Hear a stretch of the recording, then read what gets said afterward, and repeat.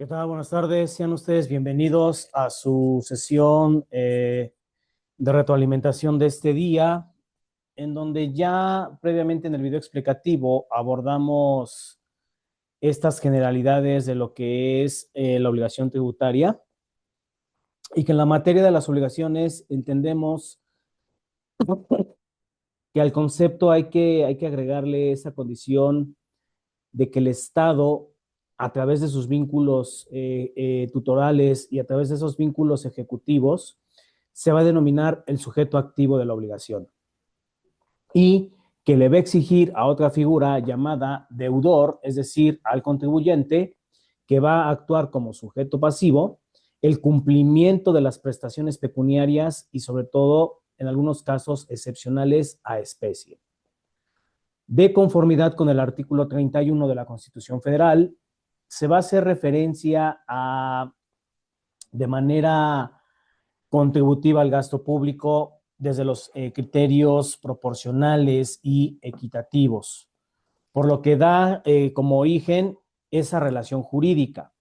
Ahora, resulta ser necesario que del concepto también se debe considerar como una manera sinónima a los impuestos y a los tributos, pero que pueden reflejar históricamente un concepto distinto, sobre todo para quienes se encargan de la obtención de los recursos, que en este caso es el Estado. De tal manera que ambos vocablos pudieran ser sinónimos, pero de acuerdo con la referencia de cada una de las legislaciones o cada uno de los países que se apliquen, los tributos y los impuestos pueden ser de manera diferente. Ahora bien, dentro de la obligación fiscal, establecer el vínculo jurídico del Estado que tiene a través de sus órganos de administración, que va a través de la actividad económica del sujeto pasivo y el nacimiento de la obligación fiscal, van a surgir sus conceptos y características, pero también lo que es cómo a través del hecho imponible y del hecho generador se va a constituir la relación jurídica tributaria y, por lo tanto, el nacimiento de la obligación fiscal. ¿Sí?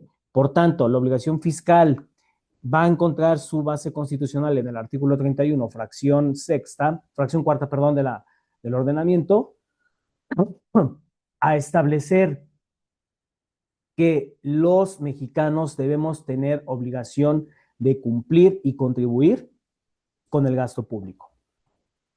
Es así, jóvenes, que de tal manera el gasto público va a estipularse a través de lo que es la federación y desde luego también en los estados federados, ¿sí? Con excepción de los municipios, que por principio ellos no pueden ejercer sus contribuciones. Las ejercerán de diferentes maneras, pero a través de la línea jerárquica en cuanto a la federación y los estados de la federación, ¿sí? Por otra parte, van a existir leyes locales, federales y estatales que hacen efectiva e impositiva ese elemento de la obligación fiscal. Repito, los municipios no tienen facultad para expedir leyes en materia tributaria. Las leyes que van a determinar los recursos del Estado tienen primacia y sobre todo interés público, porque las leyes federales establecen que se pueda disponer oportunamente de los fondos necesarios para cubrir el gasto público derivado de la obligación fiscal.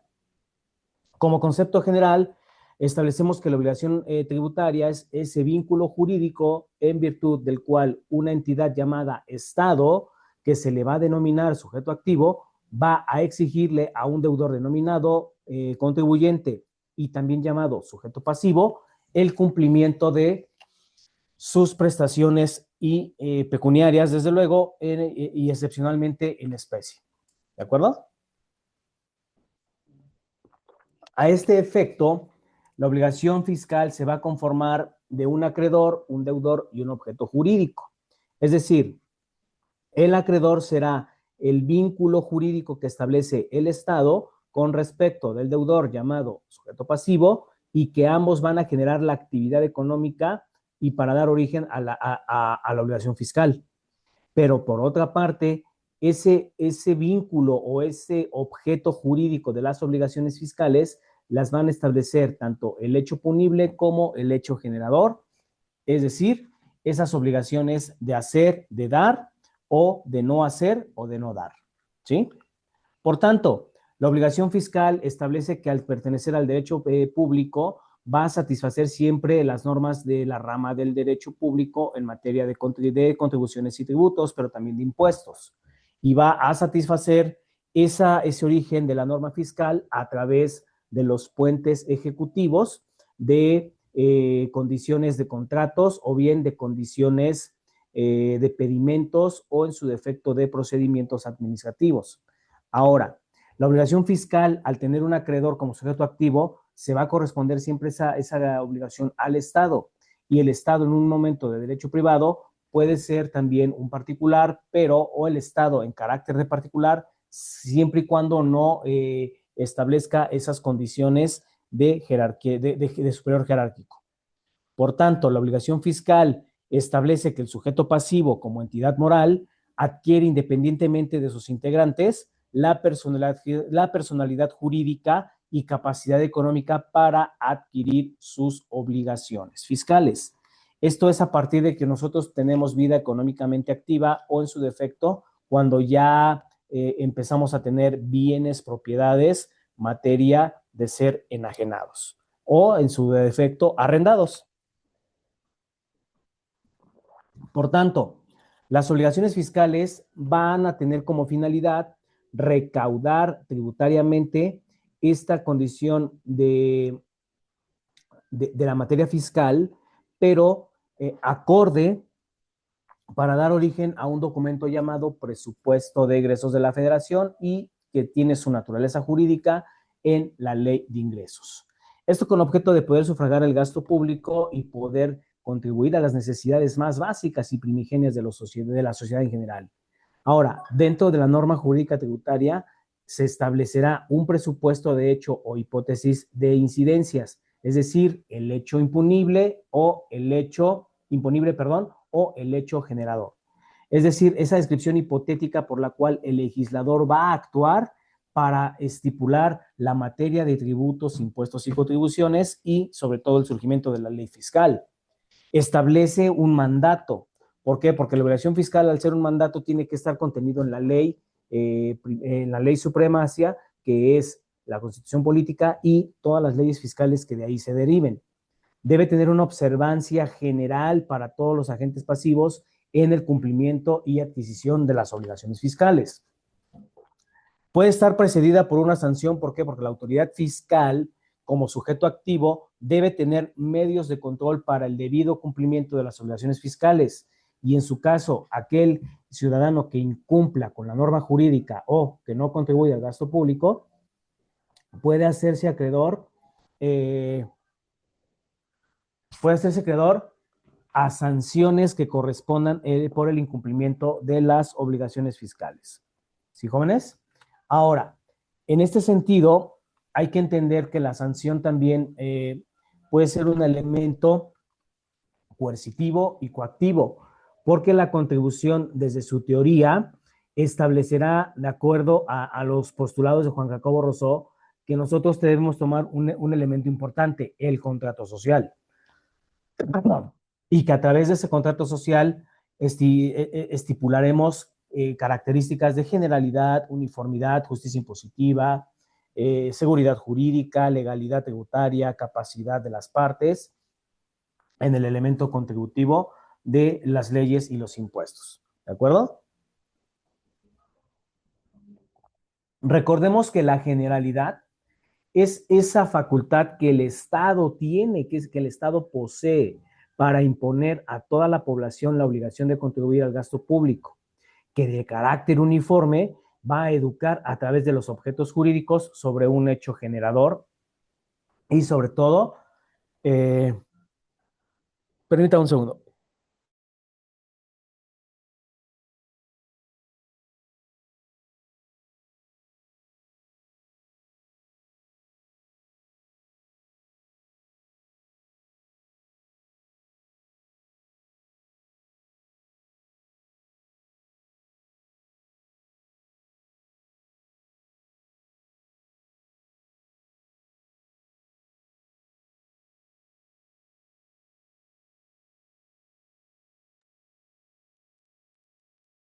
Bien, establecía entonces que la uniformidad es educar financiera y fiscalmente a los ciudadanos para establecer el hecho generador de toda contribución, que acorde a una justicia impositiva establece el entorno de proporcionalidad en cuanto al reparto de esos tributos y sobre todo de cómo se van a emitir esas leyes fiscales, quiénes van a pagar más, quiénes deberían ser subsidiados, quiénes deberían tener este elemento de seguridad jurídica. ¿Por qué? Porque uno de los instrumentos de mayor introducción directa a lo que es la materia fiscal es esa libertad de los particulares en cuanto a asegurarse a las proporciones de legalidad y seguridad.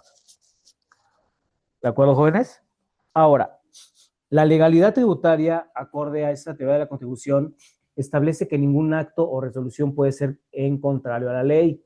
Siempre debe estar fundado y motivado, ¿sí? Formado en cuanto a la capacidad contributiva, que es establecer la responsabilidad económica de cada uno de los ciudadanos acorde a los ingresos que han de percibir, que han de captar, y que esos ingresos sean en atención y adherente a qué? A la parte de lo que es establecer esa materia contributiva. ¿Sí? Ahora, por otra parte, hay que establecer también que dentro de la contribución, la teoría de los servicios públicos establecerá esa manera en cómo el Estado ve a los particulares como una parte, sí, de retenerles impuestos, pero también los va a beneficiar. Y entonces, en ese sentido, hay que recordar también que de acuerdo a esta capacidad contributiva, la teoría de los servicios públicos va a generar el conjunto de gravámenes que pesan sobre la masa social para poder ser considerados efectivos en cuanto a la materia de los impuestos. Y que en esta condición hay que establecer que el conglomerado de estatutos mejora las condiciones de cada uno de los ciudadanos. Debe mejorar esta condición de cada uno de nosotros como entes susceptibles de generar los recursos pecuniarios del Estado. ¿Sí? Por tanto, hay que establecer que de acuerdo y acorde a la teoría general de los servicios públicos, principalmente nosotros los impuestos los vamos a emitir y los vamos a pagar con el acto de siempre de que sirvan para los servicios prestados por parte de la Administración Pública Federal. Porque entonces de nada serviría establecer esa teoría contributiva si nosotros no vamos a establecer cómo se está gastando ese dinero. ¿Me explico? Cómo se está emitiendo el presupuesto de egresos de la federación, cómo se está reformando constantemente la ley de ingresos. ¿Sí? Es así que nosotros vamos a entender que el derecho fiscal, desde un elemento de la teoría de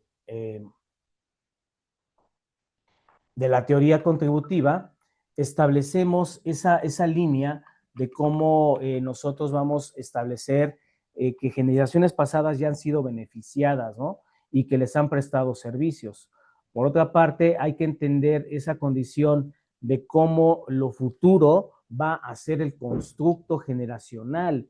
Es decir, ya esos impuestos que nosotros hemos devengado, pues también van a ser parte de la infraestructura, ¿sí? Parte de una infraestructura cotidiana en donde nosotros vamos a emitir esa exigencia de los servicios públicos en la materia federal.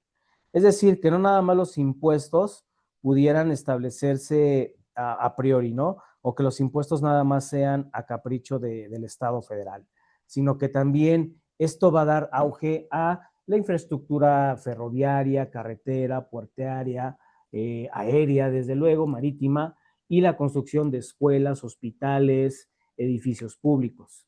Ahora, en esta parte, recordemos que la obligación fiscal, conforme a la teoría de los servicios públicos, no siempre va encaminada directamente a la prestación de servicios, porque algunas actividades también requieren, sí, del gasto público, pero también del rendimiento de los impuestos. Es decir, que en esta teoría de los servicios públicos, el gobierno pudiera estar excediéndose en en la función de sus papeles y sobre todo estar ejecutando acciones dañosas. Como lo refería yo ayer en el video explicativo, algunas cuestiones bélicas, algunas cuestiones por guerra, algunas cuestiones por combate a la delincuencia organizada, algunas cuestiones por combate a lo que es específicamente el narcotráfico. Pero constituye también esta parte de las ejecuciones excedidas por parte del gobierno federal o que están fuera de la prestación de servicios públicos, esa condición de cómo constituye causas más grandes en cuanto a los egresos, ¿sí? Se está gastando más de lo que se debería de presupuestar. Por eso el presupuesto de egresos tiene que ser muy preciso, muy certero, para entender que esas actividades de observancia que el particular en su momento no percibe como pago de los impuestos, sean estipulados a través de cómo se debe beneficiar esa condición de pagar impuestos. Ahora, buenas tardes, bienvenido Armando. En esa condición, nosotros vamos a entender que los impuestos a veces están exentos de que los paguen las poblaciones que a lo mejor todavía no están en condiciones de hacerlo o que ya tuvieron las condiciones, pero que ahora ya no se encuentran en un plano económicamente activo, como son los adultos mayores. Los adultos mayores, en su mayoría de los casos, ya son personas jubiladas o son personas pensionadas por el sistema de seguridad social que en cierta forma ya no contribuyen al gasto público, pero se benefician de los impuestos a través de qué? Del propio horario, pero también en esa condición de cómo van participando en los programas sociales. Por otra parte, los infantes también están exentos de contribuir momentáneamente al gasto público porque ellos dependen netamente de sus progenitores o bien de sus tutores jurídicos, ¿sí? Es así que también ellos en alguna forma sí se están beneficiando de los impuestos porque están accediendo a escuelas públicas, están accediendo a programas sociales como son en algunos centros educativos los desayunos escolares o bien las becas académicas. Ahora, la parte de los enfermos. Vamos a dividir a la parte de los enfermos en salud física y en salud mental, porque recordemos que ahora la salud mental también forma parte ya de un gasto fuerte que tiene el poder público. En este sentido, aquellas personas enfermas se van a considerar en algunos casos interdictos, es decir, aquellas personas que no pueden ejecutar por sí mismas actos jurídicos, ¿sí? También van a estar beneficiados por los impuestos, pero difícilmente les va a ser dúctil contribuir al gasto público. ¿De acuerdo? Bien.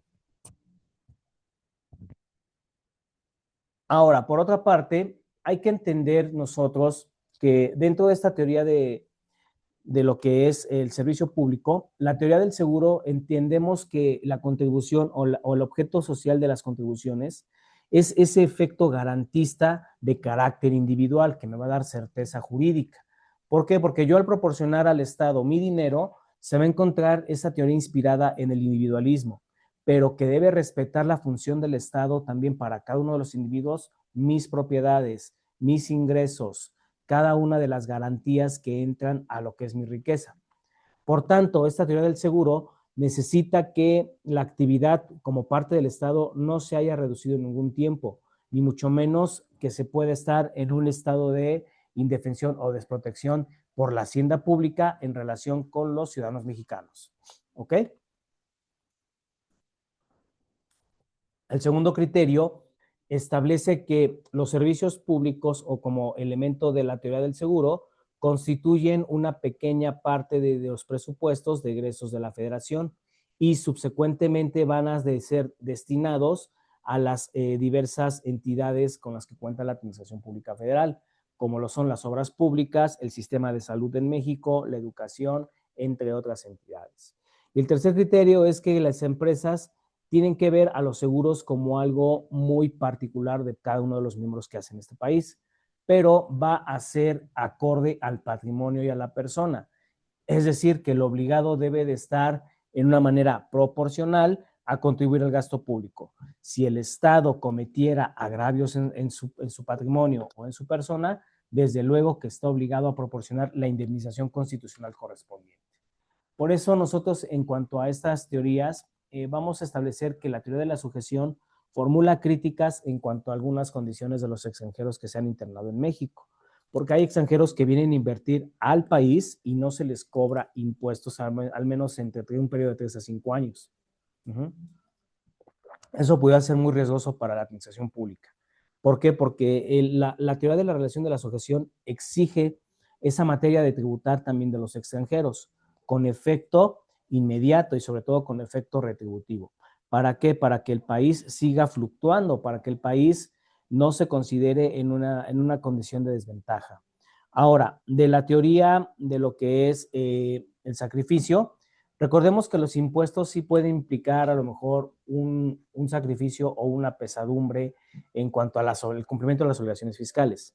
Sin embargo, esta teoría del sacrificio pretende proporcionar un elemento de distribución equitativa y sobre todo que el sacrificio sea lo menormente posible. Es por eso que el fundamento esencial del tributo es establecer las necesidades de satisfacción social, de las cuales debe estar a cargo el Estado, pero también el hombre individual en cuanto a su sociedad colectiva, ¿sí?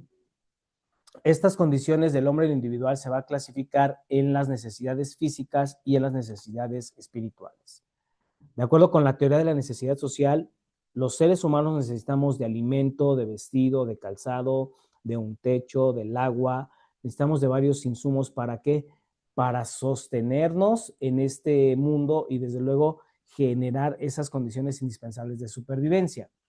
De acuerdo con la teoría de la necesidad social, se ven satisfechas las necesidades físicas, pero una vez que ya están satisfechas, se debe apuntalar ahora sí a las espirituales a través de lo que es la cultura, la religión, los deportes, entre otras, ¿sí? Por tanto, la teoría de la necesidad social establece que la sociedad también tiene esa facultad y ese derecho de satisfacer sus necesidades, no solo las básicas, sino las segundas, las secundarias, para establecer ese objeto jurídico de los recursos del Estado y poder concebir mejores tributos. Es así que las necesidades físicas de la sociedad son el acceso a la vivienda, el acceso a seguridad social, a seguridad jurídica, el acceso a la comodidad en cuanto a los accesos interestatales de tu vivienda con respecto de tu trabajo. Aquí yo explicaba anoche también en el video que al surgir Liconza, que es esta condición de alimentos de abasto popular, mejora el ingreso o el gasto, en este caso, de las familias mexicanas que tienen mayor rezago social o que pudieran ser susceptibles de pobreza extrema. El IMSS y el Infonavit, que son dos entidades para los trabajadores al servicio de los particulares, que van a dar, por un lado, fondos de vivienda y por el otro, asistencia y seguridad social en materia de atención médica. El ISSSTE, por su parte, también tiene su fondo de asistencia hipotecaria, que es el FOBISSSTE, que ahí sí discrepa un poco de cómo son los concursos para obtener vivienda con respecto del IMSS o del Infonavit, pero al final del día te sigue tutelando estas actividades físicas producto de la necesidad social. Banobras y servicios públicos de Nacional Financiera establecerán esa banca de segundo nivel para solicitar y a su vez otorgar empréstitos a través de las licitaciones a esas empresas que quisieran modificar o modernizar la infraestructura del país. Llámese en materia de movilidad o llámese en materia de administración pública. Edificios públicos, para ser específicos. Ahora, en cuanto a las necesidades espirituales o de cultura, entendemos que nosotros necesitamos de universidades, escuelas públicas, museos públicos, áreas deportivas de carácter público, la asistencia a conciertos masivos, porque esto también es generador del hecho imponible del impuesto y sobre todo que son el Instituto Nacional de Bellas Artes junto con el Colegio de México quienes mejor están posicionados en este rubro. ¿Por qué Bellas Artes? Porque Bellas Artes tiene un centro de capacitación ubicado ahí por Calzada de Tlalpan y ahí se imparten talleres, se imparten licenciaturas, se imparten enseñanzas más acorde a esta teoría de la necesidad social. Y cualquier ciudadano puede acceder, no nada más los artistas. Por otra parte, el Colegio de México, el Colmex, que es especialista en estudios de politología, que va a dar esa apertura a varias personas para conocer sobre ciencia política y sobre todo conocer cómo es el proceso evolutivo social del país. Por otra parte, establecer escuelas de nivel básico como lo son primarias, secundarias y bachilleratos va a perfeccionar lo que marca el artículo tercero constitucional, una educación laica, una educación gratuita y sobre todo una educación con calidad, ¿sí? Por tanto, de estas teorías surge la relación jurídico-tributaria como parte necesaria de las obligaciones fiscales formales y que se encuentra en posibilidad la obligación fiscal en un elemento sustantivo para que dé origen a las causas que haya generado el tributo, es decir, el hecho imponible. Por eso la relación tributaria establece el conjunto de obligaciones que el sujeto activo establecen junto con el sujeto pasivo y ese objeto jurídico que es el hecho impunible y el hecho generador, para que se exijan cada una de las actividades reguladas por la ley tributaria. Es decir, que se debe observar ese significado del objeto jurídico y la finalidad del tributo.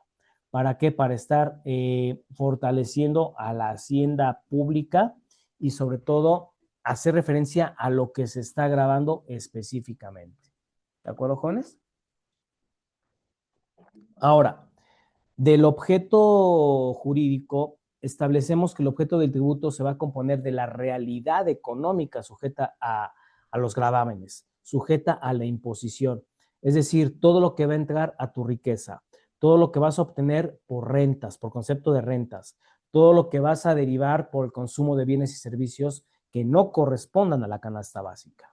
Entonces, el artículo sexto del Código Fiscal de la Federación establece que van a causar esas contribuciones las situaciones jurídicas de hecho, es decir, las que están previstas tanto en la Constitución política como en las obligaciones fiscales para determinar las disposiciones vigentes acordes a la causabilidad o el nexo causal entre el sujeto activo, el sujeto pasivo y la obligación fiscal, ¿sí?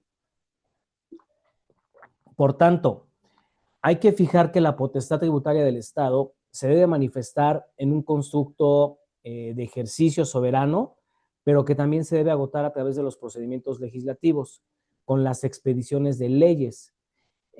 Alcanza su establecimiento de manera general, es impersonal, pero también es de carácter obligatorio, a cubrir ciertas situaciones jurídicas que se realizan de los vínculos comprendidos en las disposiciones legales. Por eso la relación jurídico-tributaria establece que al nacer o al dar origen esta figura, se va a dar la situación concreta prevista en la norma legal. Puede ser el Código Fiscal de la Federación, puede ser la ley del IVA, puede ser la ley del ISR, pero que de esa relación, en cuanto a la materia, se debe referir al efecto del tributo y conocer la relación jurídica tributaria que se está manifestando en esos momentos. ¿De acuerdo? Ahora, de esta relación jurídico-tributaria se permite identificar y diferenciar estas figuras de que por un lado tenemos un vínculo jurídico en donde el Estado va a emitirte qué consecuencias tienes por no cumplir impuestos, o bien esa parte de las consistentes ejecuciones en cuanto a modificar, transmitir y crear derechos y obligaciones, y sobre todo a manifestar al dinero. De la relación jurídico-tributaria, establecemos que la norma debe contemplar supuestos que produzcan acción de actuar, acción de dar o acción de hacer. Porque en materia fiscal no nos podemos quedar ambiguamente. Nos tenemos que refutar a lo que son las condiciones de dar, hacer y sobre todo cómo estipular la relación jurídica en cuanto el efecto regulador de Hacienda y la obediencia de nosotros los ciudadanos mexicanos. Por eso la obligación fiscal establece que al tener una relación intrínseca con el evento jurídico tributario, tiene por objeto el tributo o al tributo, que es la relación central de esta asignatura, ¿verdad? De este derecho fiscal.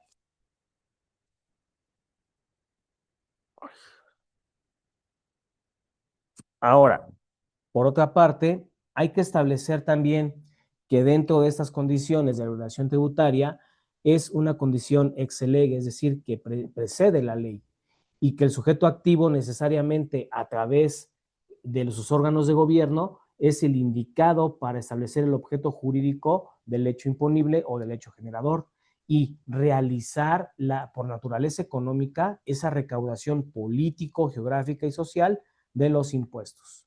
Por tanto, la obligación tributaria, al hacer una condición ex lege, tiene la obligación absoluta de que el Estado sea necesariamente la autoridad recaudadora y sobre todo que a través de ella se establezcan los mecanismos para pactar al particular o impactar al particular.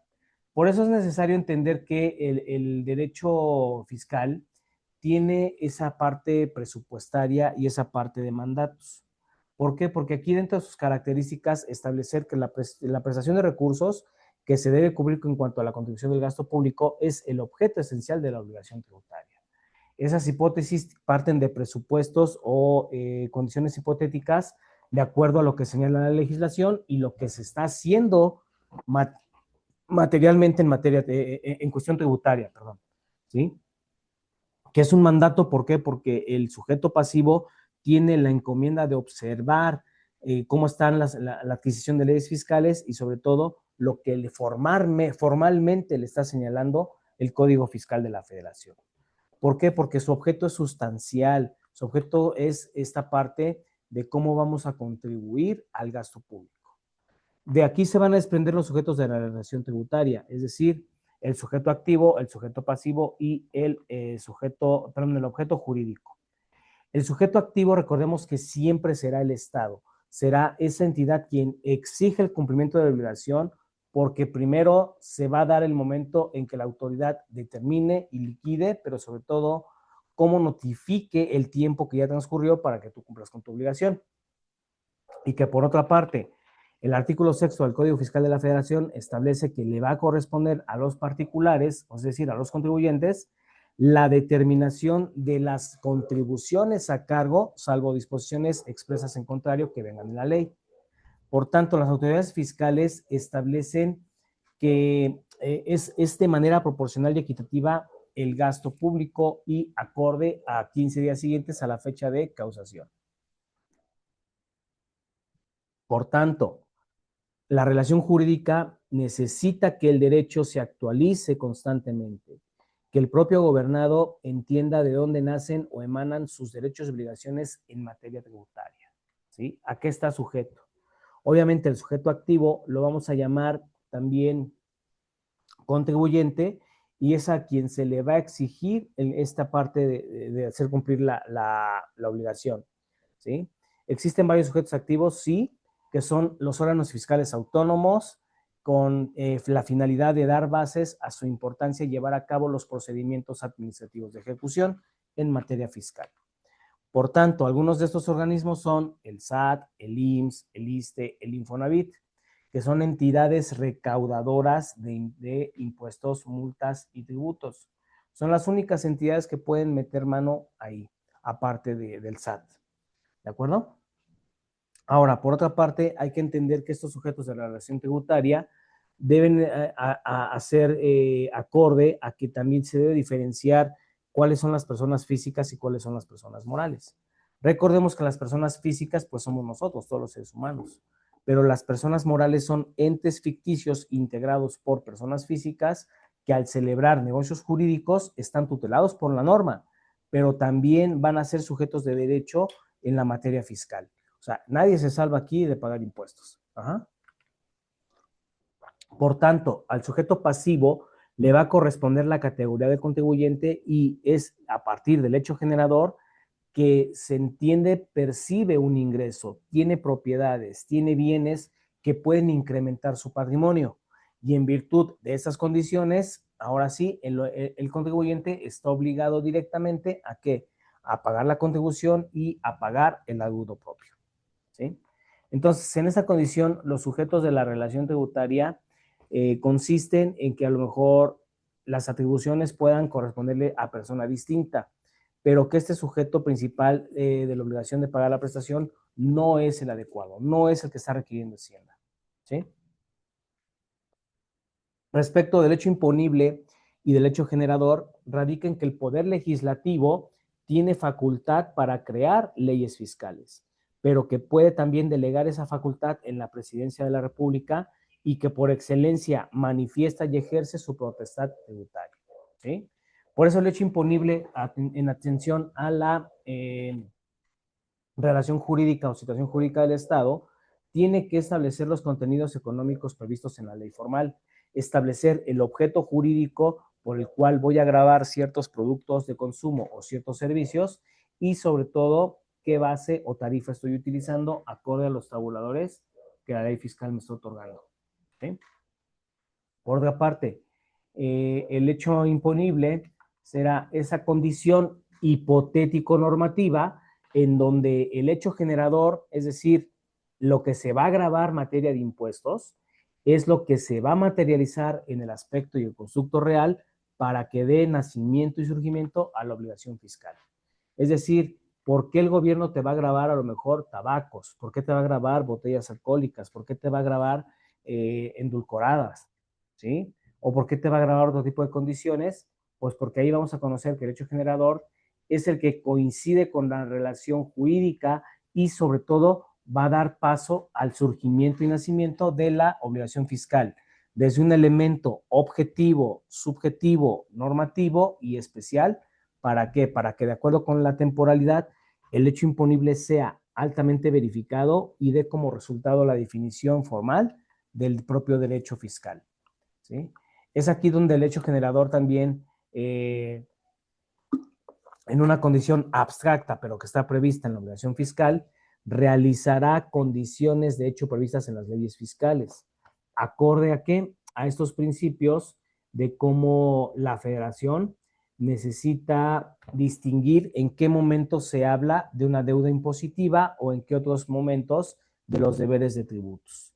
Determinar qué ley se va a aplicar para las condiciones de no ser la misma en el momento de la realización del hecho imponible. Y sobre todo que la evaluación de las rentas o los bienes grabados tenga como referencia el momento en que causó efectos fiscales ese surgimiento de la obligación de la obligación fiscal, perdón. Por tanto, se debe determinar también la época y fecha de pago para el cumplimiento de las obligaciones. ¿Por qué? Porque al ser un vínculo jurídico, se exige el cumplimiento de la obligación de carácter pecuniario en los tiempos establecidos por el fisco. Para ello, cuando las situaciones jurídicas no sean previstas en las leyes fiscales, quizá la obligación no pueda darse en unas condiciones de exigibilidad, porque el legislador o la autoridad responsable dejó de hacer algo importante. ¿Sí?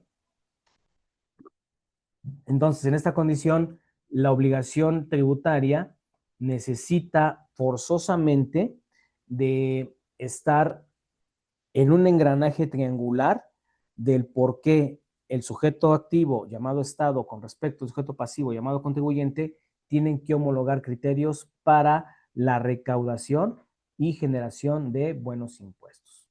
¿Sí, muchachos? Entonces hay que entender que nosotros desde esta parte de la obligación tributaria, obligarnos constituye la necesidad de caer en condiciones de hacer, de no hacer, de dar o de no dar, pero que al ser una obligación de carácter económico, las personas físicas y morales necesitamos desprendernos de ciertos dineros que entran a la riqueza para contribuir a ese gasto público. Y que de esa manera necesariamente se entienda que la ley te debe proteger porque son condiciones ex lege, o sea, que están en la ley, y sobre todo que resulta indispensable la disposición con rangos constitucionales, con rangos jurídicos, con rangos legislativos, para que la obligación tributaria fluya de manera asertiva y adecuada. ¿De acuerdo? ¿Hasta que haya una pregunta, alguna duda?